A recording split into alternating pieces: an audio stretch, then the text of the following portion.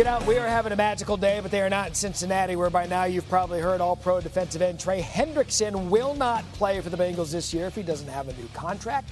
Hendrickson made this declaration at last week's OTAs, which has gotten a bit testy between he and the front office.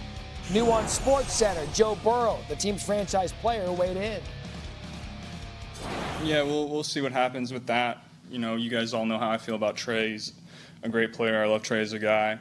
He goes out and plays well every single Sunday. He's very productive. He's a guy that deserves to get paid and get paid what he wants and what the market is. So, you know, like I said, we'll see what happens with that. But, you know, I love Trey and hope he's with us. Jeff Darlington only wishes he had the mane of one Joe Burrow. That hair was fantastic. So is Jeff Darlington. Hey, since the draft, Hendrickson said there's been no communication between his camp and the Bengals. What are you hearing about these negotiations in Cincy?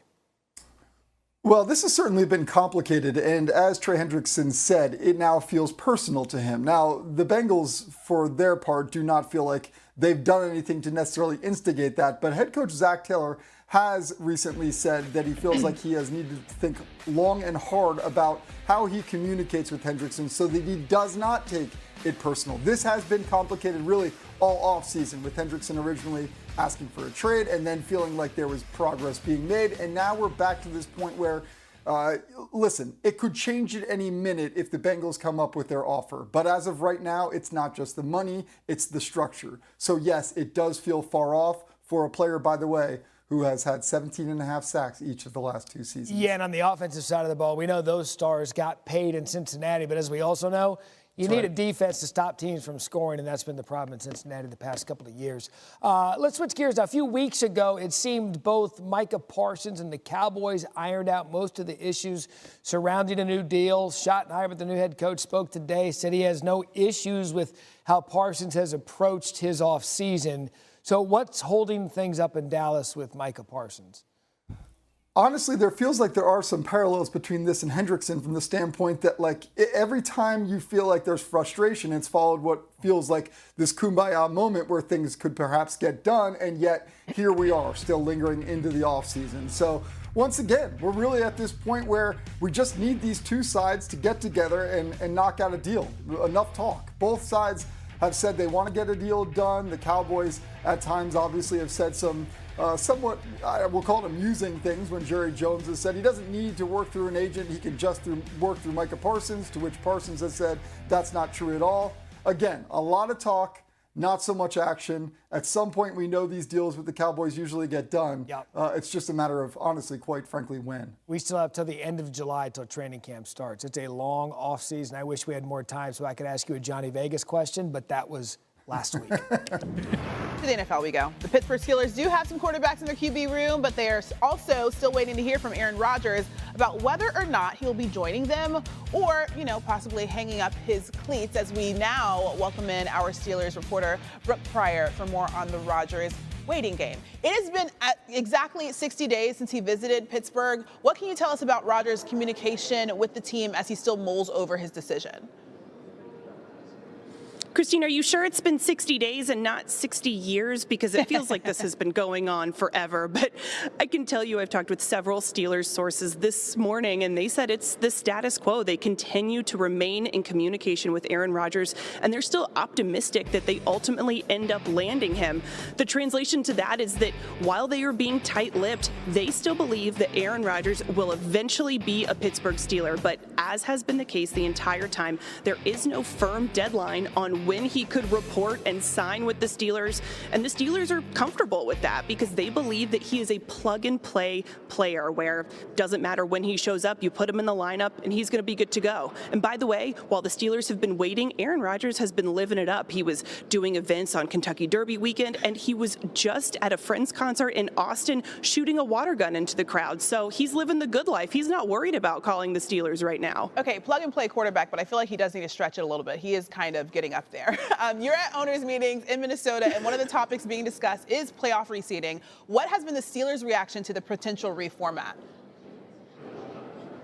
Well, as Jeremy Fowler noted earlier, there are many teams that are not in favor of that, and I would count the Pittsburgh Steelers among them because Mike Tomlin said at owners' meetings back in Palm Beach in April that he is a division purist. He thinks that teams that win their division should be rewarded with a home playoff game. He said that he likes the structure of this schedule. He likes the division rivalries, and that would devalue the division rivalries if you were to reseed and the division division winner didn't matter as much. And by the way, the Steelers are not often one of those teams that are playing in unimportant or games that don't matter late in the season. It's come down to the wire, it feels like, every year since I've been in Pittsburgh in 2019 and even before that. So count the Steelers among the teams that are not in favor of a playoff reseeding because they're purists. No surprise there. All right, so certainly a lot to figure out there in Minnesota.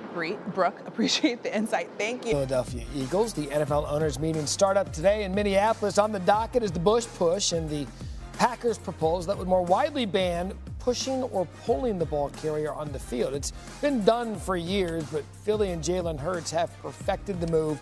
Jalen Hurts was speaking at an Eagles offseason workout. He declined to comment on the tush push. Luckily for us, senior NFL writer Jeremy Fowler is not allowed to decline on comments because that's what he gets paid to do. So for the second time in 2 months, the future of the tush push is in doubt right where you are there at the owners' meetings. What are you hearing about its fate there in Minnesota?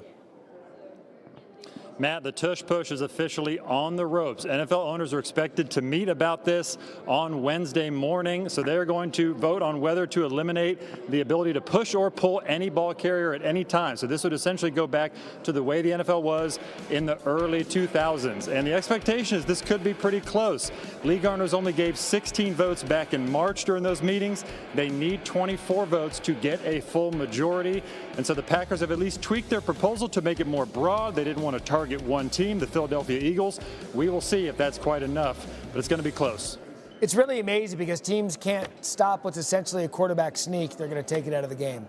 Different show, different argument, different time for that talk. Also talk of potential playoff reseeding after the Lions' March proposal that would largely use regular season records as the guiding principle rather than division titles. Where does that one stand?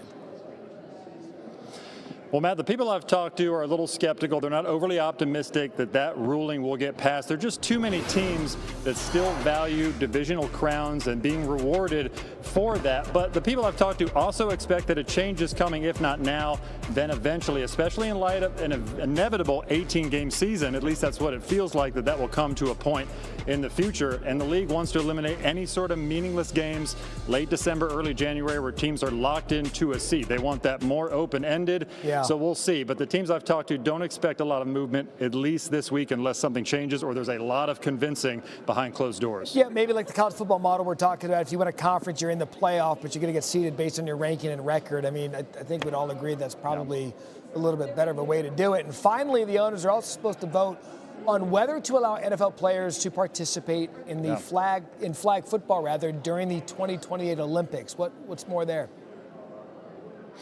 Yeah, Matt, the owners are meeting here at 3 p.m. Central Time in Minneapolis to go over that very topic. It is expected that they're going to vote for NFL players to be eligible for flag football in the 2028 Olympics. Flag football is a huge initiative for the NFL. They want this.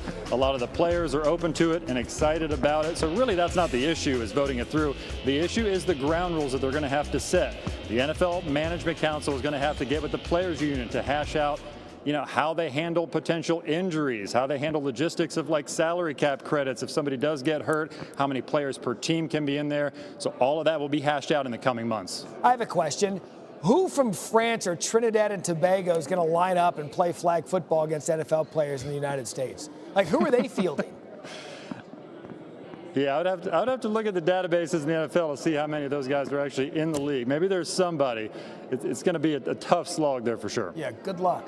Fowler, good stuff. Thank you. Đây mình sẽ hướng dẫn các bạn cách làm một sợi dây treo trang trí đơn giản từ len nhé. Nguyên liệu đây nha, mình sẽ sử dụng 3 màu sắc len như thế này này.